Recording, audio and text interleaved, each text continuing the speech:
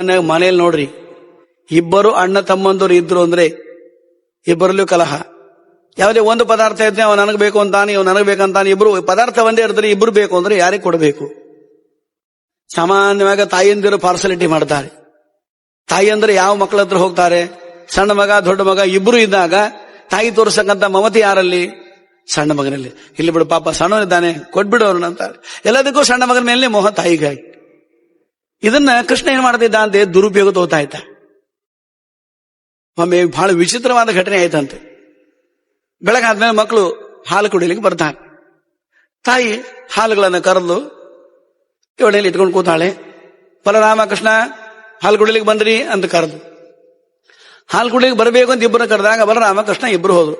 ಇಬ್ಬರು ನಿಮ್ಮ ಲೋಟ ತಗೊಂಬನ್ರಿ ಅಂತ ಹೇಳಿದ್ರು. ಬಲರಾಮ ದೊಡ್ಡವನು ಲೋಟ ತಂದ ಇಟ್ಟ. ಅಮ್ಮ ಲೋಟ ತಂದಿದ್ದೀನಿ, ಹಾಲು ಹಾಕು ಅಂದ. ತಾಯಿ ಲೋಟದಲ್ಲಿ ಹಾಲು ಹಾಕಿದ್ರು. ಕೃಷ್ಣ ಬಂದ, ಅದನ್ನ ಲೋಟ ತಗೊಳ್ಳಿ ಪ್ರಾರಂಭ ಮಾಡಿದ. ಅಣ್ಣ ಹೇಳ್ದ, ಕೃಷ್ಣ ಅದು ನನ್ನದು, ನೀನು ಕುಡಿಬೇಡ, ನಂದು ಅಂದ. ನನಗೂ ಬೇಕು ಅಂದ. ಇಲ್ಲ ನಂದು, ನಿನ್ ಲೋಟ ಎಲ್ಲಿ, ನೀನ್ ತಗೊಂಬ ಅಂದ.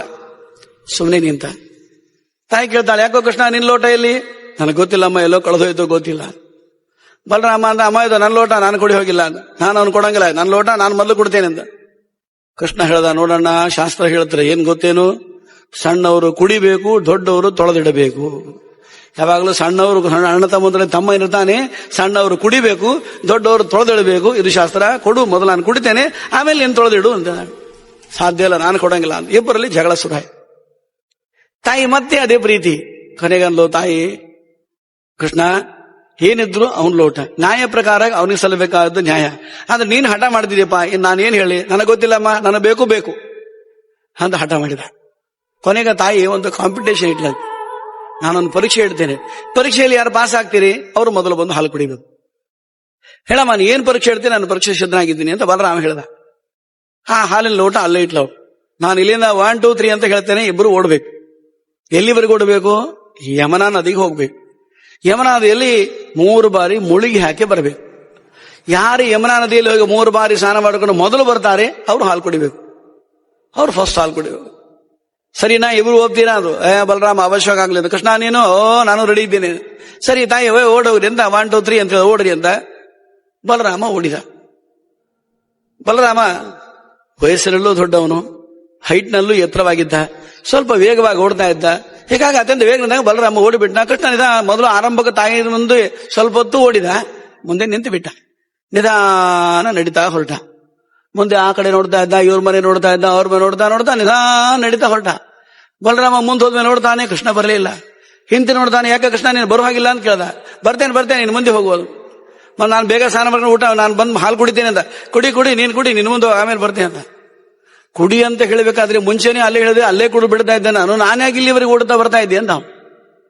ನನಗೆ ಗೊತ್ತಿಲ್ಲ. ಅಮ್ಮ ಏನ್ ಹೇಳಿದಾಳೆ, ಓಡ್ಬೇಕು, ನದಿಯಲ್ಲಿ 3 ಬಾರಿ ಮುಳುಗಿ ಹಾಕಿ ಬರಬೇಕು. ಯಾರು 3 ಬಾರಿ ಮುಳುಗಿ ಹಾಕಿ ಮೊದಲು ಬರ್ತಾರೆ ಅವ್ರು ಹಾಲು ಅಂತ ಹೇಳ್ದ. ಅಷ್ಟೇ ತಾನೇ, ನೀನು ಹೋಗು ಅಂತ. ಬಲರಾಮ ಹೋದ. ಕೃಷ್ಣ ನಿಧಾನಾಗಿ ಬಂದ. ನದಿ ಬರೋಕ್ಕಿಂತ ಮೊದಲು ಏನ್ ಬರ್ತದೆ, ಉಸುಕು ಬರ್ತದೆ, ಮರಳು. ನದಿ ದಡದೆಲ್ಲ ಮರಳು ಜಾಸ್ತಿ, ಉಸುಕು ಜಾಸ್ತಿ. ಕೃಷ್ಣ ಬಂದ ಉಸುಕಿನಲ್ಲಿ ಕೂತ್ಕೊಂಡ. ಹೊಸಲ್ಲಿ ಕೂತ್ಕೊಂಡು ಉಸುಕನೆಲ್ಲ ಎತ್ತರ ಮಾಡ್ದ. ಮನೆ ಕಟ್ತಾ ಕೂತ್ಬಿಟ್ಟ. ಸ್ನಾನಕ್ಕೆ ಹೋಗ್ಲಿಲ್ಲ, ಮನೆ ಕಟ್ತಾ ಕೂತ. ಬಲರಾಮ ನೀರೊಳಗೆ ಹೋದ.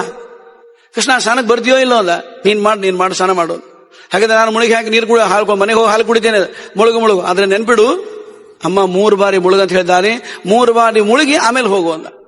ಅದ್ರೇನು ಆಶ್ಚರ್ಯ, ಒಣ ಕೂಡ್ತಾನೆ, ಹರೇ ನಮ ಅಂತೇನೆ, ಮುಳುಗ್ತೇನೆ, ಹೇಳ್ತೇನೆ, ಮುಳುಗ್ತೇನೆ, 3 ಬಾರಿ ಮುಳುಗ್ತೇನೆ, ಎದ್ದೋಗ್ತೇನೆ ಅಂದ. ಸರಿ ನೀ ಮುಳುಗು, ನಾ ಆಮೇಲೆ ಬರ್ತೇನೆ ಅಂತ ಹೇಳ್ದ. ಬಲರಾಮ ಕೈ ಜೋಡಿಸದ.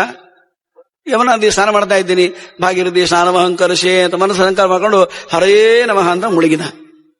ದೇವರ ಸ್ಮರಣೆ ಮಾಡ್ತಾ ಹರೇ ನಮಃ ಅಂತ ಬಲರಾಮ ನೀರಲ್ಲಿ ಮುಳುಗಿ ಮೇಲೆ ಎದ್ದಾನೆ. ಎದ್ದ ಮೇಲೆ ನೋಡ್ತಾನೆ, ಯಮುನಾ ನದಿನೇ ಮಾಯಾಗಿ ಹೋಗಿತ್ತು. ಯಮುನಾ ನದಿನೇ ಇಲ್ಲ. ಮೇಲೆ ಹೇಳ್ತಾನೆ, ದೊಡ್ಡದಾದ ಸಮುದ್ರದ ಮಧ್ಯದಲ್ಲಿ ಇದ್ದಾನೆ ಬಲರಾಮ. ಸುತ್ತಲೂ ಬೋರ್ಗರಿತಾ ಇರತಕ್ಕಂಥ ದೊಡ್ಡದಾಗಿರ್ತಕ್ಕಂಥ ಸಮುದ್ರದ ಅಲೆಗಳು ಬರ್ತಾ ಇದೆ. ಅವನಂದ, ನಾನು ಮುಳುಗಿದ್ದು ಯಮುನಾ ತೀರದಲ್ಲಿ, ಮುಳುಗಿ ಮೇಲೆ ಹೇಳ್ತೇನೆ ಸಮುದ್ರ, ಇದೇನಿದು ಅಂತ ನೋಡಿದೆ. ಈ ಕಡೆ ದಡ ಇಲ್ಲ, ಆ ಕಡೆ ದಡ ಇಲ್ಲ, ಪರಿಸರ ಎಲ್ಲಿಯೂ ದಡವೇ ಇಲ್ಲ, ಮಧ್ಯದಲ್ಲಿ. ಅಯ್ಯೋ ಕೃಷ್ಣ, ಇದೇನು ಎಲ್ಲಿ ಬಂದೇನ ಅನ್ನೋದ. ಕೊನೆ ಏನಾದ್ರು ಮಾಡಿ ದಡ ಸೇರ್ಬೇಕು, ಎಲ್ಲಿ ಸೇರ್ಬೇಕು ನೋಡಿದಾಗ ಮಧ್ಯದಲ್ಲಿ ಒಂದು ನಡುಗಡ್ಡೆ ಕಾಣಿಸಿತು.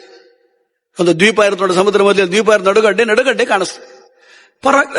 ನಡುಗಡ್ಡೆ ಕಾಣಿಸ್ರೆ ಅಲ್ಲಿ ಅದು ಹೋಗ್ಬೇಕು ಅಂತ ಈಜಾಡ್ದ ಹೋಗಿ ನಡುಗಡ್ಡೆಯಲ್ಲಿ ಹೋದ.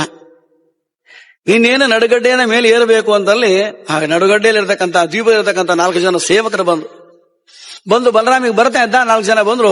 ನಮಸ್ಕಾರ, ಮಹಾರಾಜರು ಬರಬೇಕು, ಮಹಾರಾಜರಿಗೆ ಬಹುಪರಾಗ್ ಬರಬೇಕು ಅಂದ್ರು. ಇವನಂದ, ನನ್ನನ್ನು ಯಾಕೆ ಮಹಾರಾಜರು ಅಂತ ಇದ್ದಾರೆ, ನಾನು ಯಾರು ಮಹಾರಾಜ, ಇವನು ನನ್ನ ಯಾಕೆ ಅಂತ ಇದ್ದಾರೆ ಅಂತ ಆಶ್ಚರ್ಯ ಆಯ್ತು. ಇಲ್ಲ, ಬರಲೇಬೇಕು ಬಹುಪರಾಗ್ ಅಂತ ಕರ್ಕೊಂಡು ಹೋದ್ರು. ಇವನ್ ಕೇಳ್ತಾನೆ, ನನ್ನನ್ನು ಯಾಕೆ ಮಹಾರಾಜ ಅಂತ ಇದ್ದೀರಿ, ನೀವೆಲ್ಲ ಯಾರು ಏನು ಅಂತ ಕೇಳ್ದ. ಅವ್ರು ಹೇಳಿದ್ರು, ನೋಡು ಸ್ವಾಮಿ, ನಾವೆಲ್ಲ ಈ ದ್ವೀಪದ ಜನ. ಈ ದ್ವೀಪದಲ್ಲಿ ಇಷ್ಟು ದಿನ ಒಬ್ಬ ರಾಜ ಇದ್ದ, ನನಗೆ ರೋಗ ಬಂದು ಸತ್ತು ಹೋದ. ಈ ದ್ವೀಪದ ಒಂದು ನಿಯಮ ಇದೆ, ಈ ದ್ವೀಪದವ್ರು ಯಾರು ಕೂಡ ರಾಜರಾಗಬಾರ್ದು. ಬೇರೆ ಕಡೆಯಿಂದ ಯಾರಾದ್ರೂ ಬಂದ್ರೆ ಅವರನ್ನು ರಾಜ ಮಾಡಬೇಕು ಅಂತ. ನಾವ್ ಎಷ್ಟೋ ದಿನಗಳಿಂದ ಕಾಯ್ತಾ ಕೂತಿದ್ದೀವಿ, ಯಾರಾದ್ರೂ ಬರ್ತಾರೋ ಸರಿಯಾಗಿ ನೀವು ಬಂದಿದ್ದೀರಿ. ಅದಕ್ಕೆ ಇವತ್ತಿಂದಾಗಿ ನಿಮಗೆ ನಿಮ್ಮ ರಾಜರು ಬರಬೇಕು, ದಯವಿಟ್ಟು ಮೇಲೆ ಬನ್ನಿ ಅಂದ್ರು. ಇವಂದ, ನನ್ನ ರಾಜ್ಯ ಬೇಡ ಅಂತ, ಇಲ್ಲೆಲ್ಲ ಬರಲೇಬೇಕು ಅಂತ ಅತ್ಯಂತ ಆಗ್ರಹದಿಂದ ಹೋಗಿ ಕೂಡಿಸಿ ತಲೆ ಮೇಲೆ ದೊಡ್ಡದಾಗಿರ್ತಕ್ಕಂಥ ಕಿರೀಟವಿಟ್ಟು ಪಟ್ಟಾಭಿಷೇಕ ಮಾಡಿಬಿಟ್ರು. ಇವನಂದ, ಮನೆಯಲ್ಲಿ ಒಂದು ಲೋಟ ಹಾಲಕ್ಕಾಗಿ ನಾನು ಕಿತ್ತಾಡ್ತಾ ಇದ್ದೆ, ಕೃಷ್ಣನ ಜೊತೆಗೆ ದೊಡ್ಡ ರಾಜ್ಯ ಸಿಕ್ತು, ರಾಜನಾದಿ ಅಂತ ಅಭಿಮಾನದಿಂದ ಕೂತ್ಕೊಂಡ. ವೈಭವದಿಂದ ಕೂತ್ಕೊಂಡ. ಅವನಿಗೆಲ್ಲ ಬಹುಪರಾಕ್ ಅಂತ ಹೇಳಿ ಎಲ್ಲ ಸಂತೋಷಪಡಿಸಿದ್ರು. ಸ್ವಲ್ಪ ಹೊತ್ತಾಯ್ತು, ಇವನಿಗೆ ಹಸಿವೆ ಆಗಿದೆ. ಮನೆಯಲ್ಲಿ ಲೋಟ ಹಾಲು ಕೂಡ ಕುಡ್ದಿಲ್ಲ, ಪಾಪ ಹಸಿವೆ ಆಗಿತ್ತು. ಮಂತ್ರಿಗಳಿಗೆ ಹಸಿವೆ ಆಗಿದೆ, ಊಟದ ವ್ಯವಸ್ಥೆ ಮಾಡಿದ. ಬನ್ನಿ ಸ್ವಾಮಿ, ಎಲ್ಲ ಭೋಜನ ಸಿದ್ಧವಾಗಿದೆ, ಬರಬೇಕು ಅಂತ ಅವ್ರು ಕರೆದು ಭೋಜನಕ್ಕಾಗಿ ಅಂತ 4 ಹೆಜ್ಜೆ ಮುಂದೆ ಇಟ್ಟ. ಹೀಗೆ ನಡೀತಾ ಇದ್ದ, ಯಾರೋ ದೂರಿಂದ ರೀ ಸ್ವಲ್ಪ ನಿಂತ್ಕೊಳ್ರಿ ಅಂತ ನಿಂತ. ಯಾರು ಅಂತ ಹಿಂತಿ ನೋಡ್ತಾನೆ, ಒಬ್ಬ ಹೆಣ್ಣು ಮಗಳು ಬಂದು ಹತ್ರ ಬಂದು, ಯಾರಮ್ಮ ನೀನು ಅಂತ. ನಾನ್ ರೀ ನಿಮ್ ಹೆಂಡತಿ ಅಂದು. ಇವನಂತ, ನನ್ನ ಮದ್ವಿನೇ ಆಗಿಲ್ಲ, ನನ್ನ ಹೆಂಡತಿಯಲ್ಲಿ ಬಂದು, ನಮ್ಮ ನೀನು ಯಾರು ನೀನು ಅಂತ ಕೇಳ್ದ. ನೋಡಿ, ಇಲ್ಲಿ ಒಂದು ನಿಯಮ ಇದೆ, ಹಿಂದೆ ಯಾವ ರಾಜ ಇದ್ದ ಆ ರಾಜನ ಹೆಂಡತಿ ನಾನು. ಅವಳು ಸತ್ತು ಹೋದ, ಮುಂದೆ ಯಾರು ರಾಜರು ಬರ್ತಾರೆ ಎಲ್ರಿಗೂ ನಾನೇ ಹೆಂಡತಿ. ಅದಕ್ಕೋಸ್ಕರ ಇವತ್ತು ನೀವು ರಾಜರಾಗಿದ್ದೀರಿ, ಇವತ್ತಿಂದಾಗ ನಿಮ್ಮ ಹೆಂಡತಿ ನಾನು ಅಂದ. ಇವನು ಅನ್ಕೊಂಡ, ಅಯ್ಯೋ ಏನಪ್ಪಾ, ಮನೇಲಿ ಲೋಟ ಹಾಲಕ್ಕಾಗಿ ಜಗಳಾಡ್ತಾ ಇದ್ದೆ, ಕಿತ್ತಾಡ್ತಾ ಇದ್ದೆ, ರಾಜ್ಯ ಸಿಕ್ತು, ಮಹಾರಾಣಿ ಸಿಕ್ಲು, ನಡಿ ಸಂತೋಷ ಅಂದ. ಹೆಂಡತಿ ಹೆಗಲ ಮೇಲೆ ಕೈ ಹಾಕೊಂಡ, ನಡಿ ಹೋಗೋಣ ಅಂತ ಹೊರಟಿದ್ದ. 4 ಹೆಜ್ಜೆ ಮುಂದೆ ಹೋಗಿದ್ದಾನೆ. 10 ಜನ ಮಕ್ಕಳು ಅಪ್ಪ ಅಂತ ಹೊಡ್ತಾ ಬಂದು ಕೊಳ್ಳಿಗೆ ಬಿದ್ದು. ನೀವೆಲ್ಲ ಯಾರು ಅಂತ ಕೇಳ್ದ. ನಾವೆಲ್ಲ ನಿನ್ನ ಮಕ್ಕಳು ಅಂದ್ರು. ಇವನಂದ, ನನ್ನ ಮದುವೆನೇ ಆಗಿಲ್ಲ, ಹೆಂಡತಿ ಸಿಕ್ಕಳು, ಮಕ್ಕಳು. ಅವಳು ಹೇಳ್ತಾಳೆ, ಇವೆಲ್ಲ ಹಿಂದೆ ಇದ್ದ ರಾಜನ ಮಕ್ಕಳು, ಇವತ್ತಿಂದ ಎಲ್ಲರೂ ನಿಮ್ಮ ಮಕ್ಕಳೇ, ನೀವೇ ಎಲ್ಲ ತಂದೆಯವರಿಗೆ. ನೋಡಿ, ಉಚಿತವಾಗಿ ರಾಜ್ಯ ಸಿಕ್ತು, ಉಚಿತವಾಗಿ ಮಹಾರಾಣಿ ಸಿಕ್ಳು, ಉಚಿತವಾಗಿ ಮಕ್ಕಳು ಸಿಕ್ಕರು, ಎಲ್ಲ ಸಿಕ್ತು.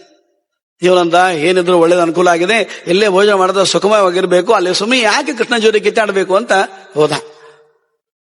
1 ವಾರ ಕಳೀತು. 1 ವಾರ 8 ದಿವಸ 10 ದಿವಸ ಕಳೆದ ಮೇಲೆ ಒಂದ್ ದಿನ ಏನೋ ಪ್ರಾರಬ್ಧ ಕರ್ಮವಶ ಆ ಮಹಾರಾಣಿ ಅವಳಿದ್ಲು ನೋಡ್ರಿ, ಅವಳಿಗೆ ಯಾವುದೋ ಒಂದು ರೋಗ ಬಂದು ಸತ್ತು ಹೋಗ್ಬಿಟ್ಲು. ಶವವನ್ನು ಸಂಸ್ಕಾರ ಮಾಡಬೇಕು. ಶವ ಸಂಸ್ಕಾರಕ್ಕೆ ತಮಟೆ ಬಾರಿಸೋರು ಬರ್ತಾರೆ ನೋಡಿ, ಬಾರಿಸ್ತಾ ಬಂದು ಶವ ತೆಗೆದುಕೊಂಡು ಹೋಗ್ಬೇಕಾದವರು ಶವದ ಹತ್ರ ಹೋಗ್ಲಿಲ್ಲ. ಇವನ್ ಎಲ್ಲಿ ಕೂತಿದ್ದ, ಇವನ ಹತ್ರ ಬಂದು ಬಾರಿಸ್ಲಿಕ್ಕೆ ಪ್ರಾರಂಭ ಮಾಡಿದ್ರು.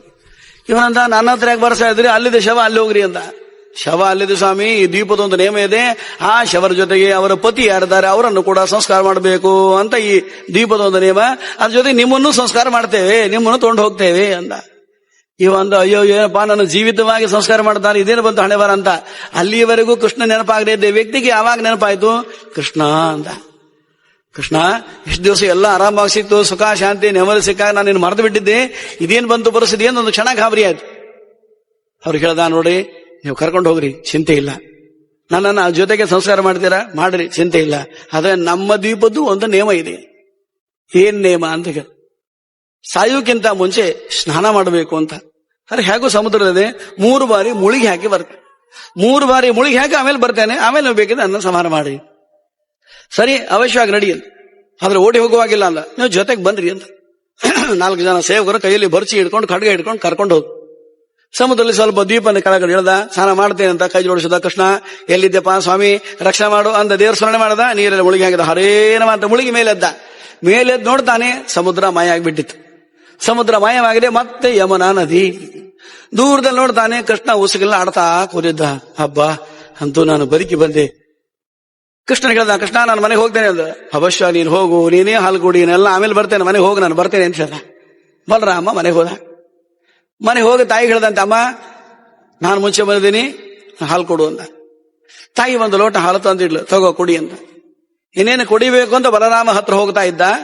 ಕೃಷ್ಣ ಬಂದ, ಕೈಯಲ್ಲಿ ಹಿಡ್ಕೊಂಡ. ಅವನ ಕೈಯಲ್ಲಿ ಹೆಂಗ್ ಹಿಡ್ಕೊಂಡ, ಅಣ್ಣ ಸಮುದ್ರ ಅಂದ.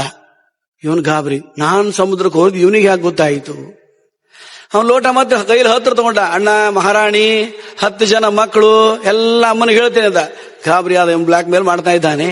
ಇದನ್ನೆಲ್ಲ ನಮ್ಮ ಅಮ್ಮನಿಗೆ ಹೇಳಿದೆ, ನಾನು ಸಿಗ್ಬೀಳ್ತೇನೆ, ಕಿರಿಕಿರಿ ಬೇಡ, ತಗೋ ಕೃಷ್ಣ.